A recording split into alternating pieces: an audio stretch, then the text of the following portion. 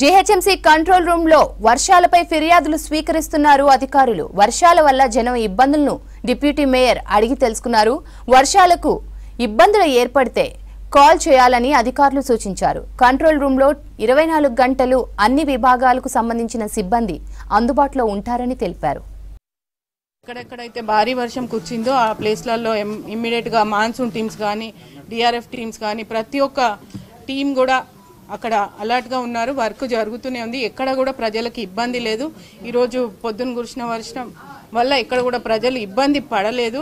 పడకుండా మేము జిహెచ్ఎంసీ మొత్తం కూడా నేను కానీ మేయర్ గారు కానీ అందరం కూడా ఫీల్డ్ మీద ఉండడం జరిగింది. ప్రతి ఒక్కరం కూడా ఎక్కడికక్కడ కూడా మాకు కంట్రోల్ రూమ్ ఇప్పుడే నేను కంట్రోల్ రూమ్కి రావడం జరిగింది. ఆ కంట్రోల్ రూమ్లో చూస్తే వచ్చిన కంప్లైంట్స్ కూడా ఇమ్మీడియట్గా సాల్వ్ చేయడం జరుగుతుంది. ఇక్కడ అనురాధ మేడం కూడా ఇమ్మీడియట్గా మా స్టాఫ్ అంతా కూడా కంప్లైంట్స్ ఎంబటెంబటే చేయడం జరుగుతుంది. కాబట్టి ఎక్కడ కూడా భారీ వర్షం పడినప్పటికీ ఎక్కడా కూడా ప్రజలకు ఎలాంటి ఇబ్బంది లేదు.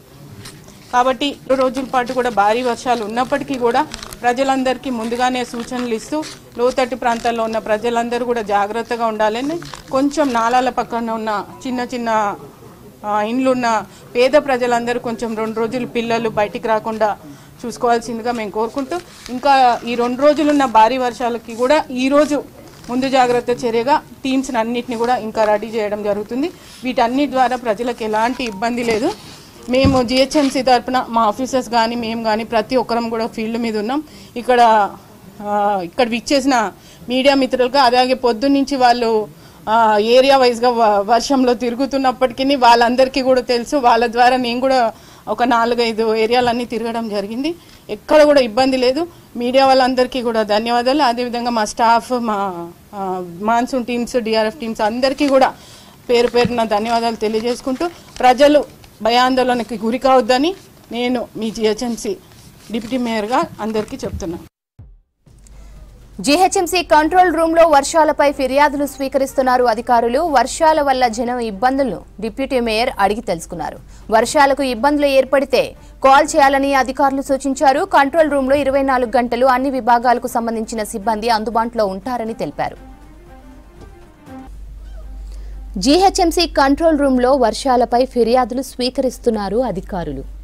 వర్షాల వల్ల జనం ఇబ్బందులను డిప్యూటీ మేయర్ అడిగి తెలుసుకున్నారు. వర్షాలకు ఇబ్బందులు ఏర్పడితే కాల్ చేయాలని అధికారులు సూచించారు. కంట్రోల్ రూమ్లో 24 గంటలు అన్ని విభాగాలకు సంబంధించిన సిబ్బంది అందుబాటులో ఉంటారని తెలిపారు మేయర్.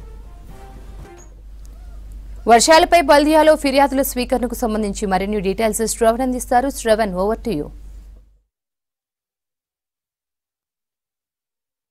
గ్రేటర్ హైదరాబాద్ వ్యాప్తంగా తెల్లవారుజామున 4 గంటల నుంచి దాదాపుగా 6-7 గంటల వరకు అత్యధికంగా వర్షం హైదరాబాద్ ప్రాంతాల్లో పడింది. ముఖ్యంగా శివారు ప్రాంతాల్లో కొంత ఎక్కువ పడినట్లు వాతావరణ శాఖ ఇచ్చినటువంటి అప్డేట్ చూస్తే తెలుస్తుంది. ప్రస్తుతం మనం జిహెచ్ఎంసీ కంట్రోల్ రూమ్లో ఉన్నాం. గ్రేటర్ హైదరాబాద్ వ్యాప్తంగా ఎక్కడ వర్షం పడ్డా, వర్షాలకు సంబంధించిన ఇబ్బందులు ఏమైనా తలెత్తితే జిహెచ్ఎంసీ కంట్రోల్ రూమ్కి కాల్ చేయొచ్చు అని జిహెచ్ఎంసీ అధికారులు స్పష్టం చేస్తున్నారు. సో ఆ కంట్రోల్ రూమ్ ఇదే, మనం ఒకసారి చూడొచ్చు. వీళ్ళందరూ జిహెచ్ఎంసీకి సంబంధించిన కంట్రోల్ రూమ్లో నిరంతరం పనిచేస్తారు, 24/7 పనిచేస్తారు అనేది కమిషనర్ అమరపాలి చెప్తున్నటువంటి మాట. మనం ఇటువైపు చూస్తే మాన్సూన్కి సంబంధించినటువంటి అప్డేట్స్ కూడా ఇక్కడ నుంచి జరుగుతాయి. జనం దగ్గర నుంచి వస్తున్నటువంటి ఫిర్యాదులు, దాని తర్వాత గ్రౌండ్ లెవెల్లో పనిచేస్తున్న మాన్సూన్ ఎమర్జెన్సీ టీంలకు కానీ, స్టాటిక్ టీంలకు కానీ, లేదంటే డిఆర్ఎఫ్ టీంలకు కానీ ఆ ఫిర్యాదుని గ్రౌండ్ లెవెల్కి పంపిస్తే గ్రౌండ్ లెవెల్లో ఉన్నటువంటి సిబ్బంది ప్రాబ్లమ్ని క్లియర్ చేసేటువంటి ప్రయత్నాలు చేస్తారు. సో ప్రస్తుతం మనం కంట్రోల్ రూమ్ ఏర్పాటు చేసినటువంటి ఒక మానిటర్ గమనిస్తే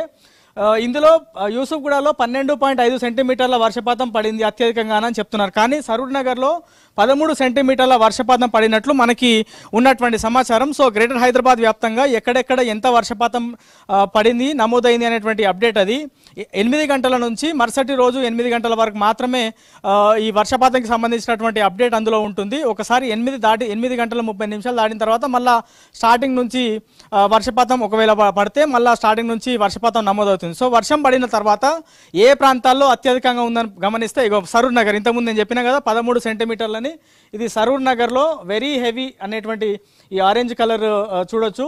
సో అత్యధికంగా సరూర్ నగర్లో పడింది. దాని తర్వాత ఫలక్నుమా, ఉప్పల్, యూసుఫ్గూడ, ముషిరాబాద్, గాజుల రామారం, కుత్బుల్లాపూర్ ప్రాంతాల్లో పడింది. సో హైదరాబాద్తో పాటు శివారు ప్రాంతాల్లో ఎక్కువ వర్షం పడడంతో హుస్సేన్ సాగర్లో కూడా కొంత ఎక్కువ ఇన్ఫ్లో ఉన్నట్లు అధికారులు చెప్తున్నటువంటి సమాచారం. ఇగో ఇది హుస్సేన్ సాగర్కి సంబంధించి 513.41 అడుగులు హుస్సేన్ సాగర్కి సంబంధించిన ఎఫ్టీఎల్. సో ఎఫ్టీఎల్ కంటే ఎక్కువ వాటర్ హుస్సేన్ సాగర్లోకి వచ్చి చేరుతుంది అనేటువంటి మాటలు అధికారులు చెప్తా ఉన్నారు. సో హుస్సేన్ సాగర్లోకి ఇన్ఫ్లో వచ్చేసి దాదాపుగా 1850 క్యూసెక్లు ఉంటే ప్రస్తుతం అవుట్ఫ్లో వచ్చేసి దాదాపుగా 1600 క్యూసెక్లు ఉంది. అది కాకుండా మూసీలో కూడా వాటర్ ఫ్లో అధికంగా ఉంది. ఇది ముసారాంబాగ్ దగ్గర బ్రిడ్జ్, హిమాయత్ సాగర్, ఉస్మాన్ సాగర్తో పాటు హుస్సేన్ సాగర్ వాటర్ కూడా ముసారాంబాగ్ దగ్గరనే వచ్చి మూసీలోకి జాయిన్ అవుతుంది. ఇది ముసారాంబాగ్ దగ్గర ఉన్నటువంటి తాజా పరిస్థితి మనం ఇక్కడ చూడొచ్చు. కంట్రోల్ రూమ్లో నుంచి అధికారులు ఇక్కడ సిబ్బంది ఇక్కడ నుంచి ఫోకస్ చేస్తున్నారు. ఏదైనా చెత్త కానీ ఇంకేదైనా కనిపిస్తే వాటిని క్లియర్ చేసేటువంటి ప్రయత్నాలు చేస్తున్నారు. సో ఫిర్యాదులు వచ్చిన తర్వాత ఇది సిసిఎస్ దగ్గర గోడ కూలి పోలీసుల వాహనాలు డ్యామేజ్ అయినాయి కదా, దానికి సంబంధించినటువంటి ఫోటోగ్రాఫ్ ఇది. సో ఏ విధంగా ఫిర్యాదులు వస్తున్నాయో దాన్ని చూస్తూ గ్రౌండ్ లెవెల్లో ఉన్నటువంటి సిబ్బందికి అలర్ట్ చేస్తున్నారు. ఇది చార్మినార్ జోన్ ప్రాంతంలో జోనల్ కమిషనర్ వెంకన్న గ్రౌండ్ లెవెల్కి వచ్చి నాలాల దగ్గర ఉన్నటువంటి పరిస్థితి తెలుసుకుంటూ స్థానికులతో మాట్లాడుతున్నటువంటి దృశ్యాలు ఇవి. ఇది డబీర్పురాలో పరిస్థితి చూడొచ్చు. డబీర్పురాలో కూడా దాదాపుగా 10 సెంటీమీటర్లకు పైగా వర్షపాతం నమోదైనట్లు వాతావరణ శాఖ ఇచ్చినటువంటి అప్డేట్ మేరకు తెలుస్తూ ఉంది. ఇంకా కింద ఇతర జోనల్ కమిషనర్లు కూడా గ్రౌండ్ లెవెల్కి వచ్చి పనిచేస్తున్నారు. ఈయన షెల్లింగపల్లి జోనల్ కమిషనర్ ఉపేందర్ రెడ్డి డీసీతో కలిసి ఆయన ఫీల్డ్ లెవెల్కి వెళ్తున్నటువంటి దృశ్యాలు చూస్తున్నాం. ఇది సికింద్రాబాద్ జోనల్ కమిషనర్ రవికిరణ్, ఈయన కూడా ముషిరాబాద్లో ఫీల్డ్ విజిట్ చేస్తున్నటువంటి ఫోటోలు ఇవి.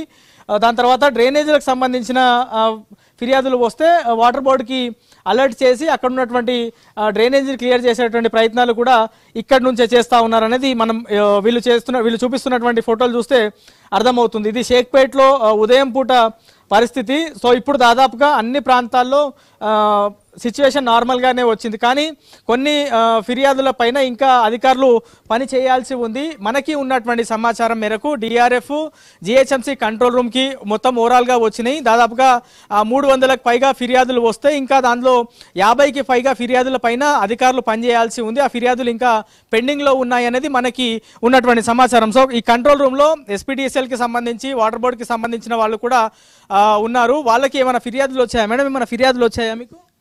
ఎస్పీడీసీఎల్ తరఫున ఇప్పటి వరకు ఏం లేవండి ఫిర్యాదు. కరెంట్ పోల్స్ కానీ వైర్లు కింద పడడం అట్లాంటివి ఏం లేవా? డ్యామేజ్డ్ స్ట్రీట్ లైట్ పోల్స్ ఉన్నాయండి, మొత్తం 13 ఉన్నాయి. జిహెచ్ఎంసీ పరిధిలో స్ట్రీట్ లైట్ పోల్స్ ఉంటాయి కదా, అవి 13 పడిపోయాయి.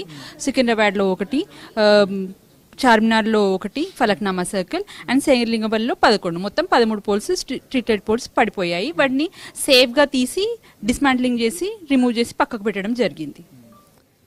వాటర్ బోర్డుకి సంబంధించిన వాళ్ళు, వాటర్ బోర్డు మీకు ఫిర్యాదులు వచ్చినాయి? మాకేం రాలేదండి ఇక్కడికి. యాక్చువల్గా 155-313కి పోతాయి. ఏమన్నా రేర్గా ఇక్కడ వస్తే మేము రిసీవ్ చేసుకొని మేము వాళ్ళకు ఇన్ఫార్మ్ చేసి అక్కడ చూడమని చెప్తాం.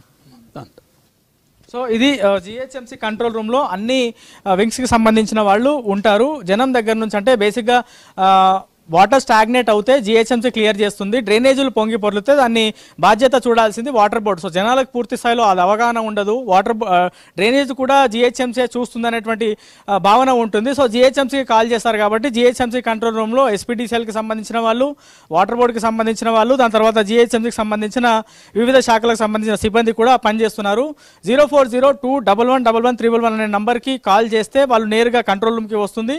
వీళ్ళు రిసీవ్ చేసుకొని జనంకి అంటే గ్రౌండ్ లెవెల్లో ఉన్నటువంటి సిబ్బందికి ఆ ఇన్ఫర్మేషన్ని పాస్ చేస్తే వాళ్ళు ఆ ఫిర్యాదుని రెక్టిఫై చేస్తారు, ఆ ప్రాబ్లమ్ని సాల్వ్ చేస్తారు అనేది వీళ్ళు చెప్తా ఉన్నారు. కొద్దిసేపటి క్రితమే డిప్యూటీ మేయర్ కూడా కంట్రోల్ రూమ్కి వచ్చి అధికారుల పనితీరు, సిబ్బంది పనితీరు, వచ్చినటువంటి ఫిర్యాదుల పైన ఏ విధంగా అది పనిచేస్తారు అని అడిగి తెలుసుకున్నారు.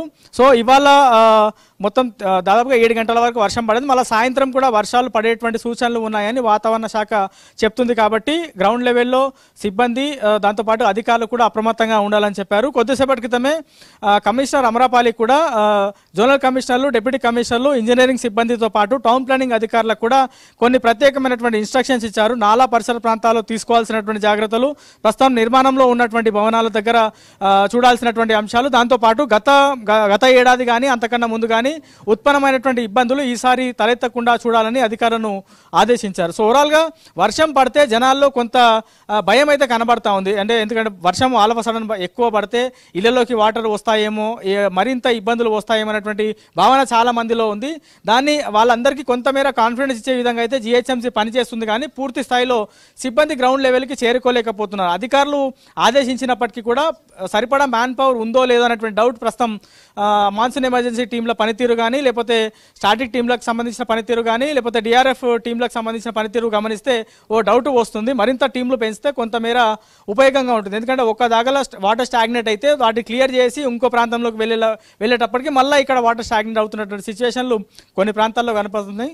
మరి దానిపైన జిహెచ్ఎంసీ కమిషనర్ ఏమైనా చర్యలు తీసుకుంటారా లేదని చూడాలి. ఇది ఓవరాల్గా జిహెచ్ఎంసీ కంట్రోల్ రూమ్లో సిబ్బంది పనితీరు గ్రేటర్ హైదరాబాద్ వ్యాప్తంగా